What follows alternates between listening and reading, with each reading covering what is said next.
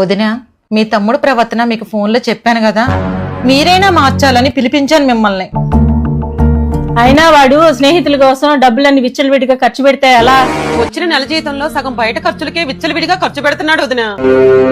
2 పిల్లలు ఉన్నారు, భవిష్యత్తు గురించి భయం లేకపోతే ఎలా?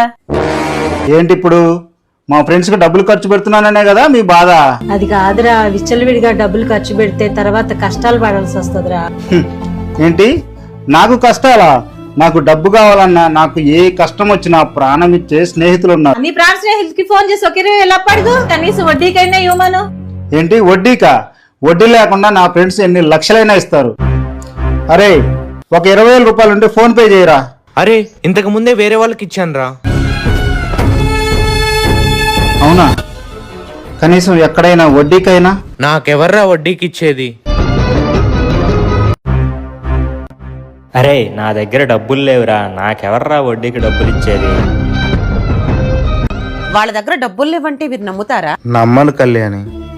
డబ్బుని పొదుపు చేస్తే ఆపదలో ఉన్నప్పుడు ఆ డబ్బే మనల్ని మన కుటుంబాన్ని కాపాడుతుందండి.